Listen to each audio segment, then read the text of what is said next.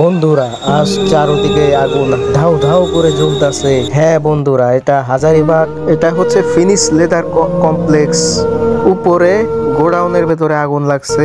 পুরো ভিডিওটি দেখুন, আপনারা সবাই আপনারা দেখতে পাচ্ছেন। এটি আজকের ভিডিও।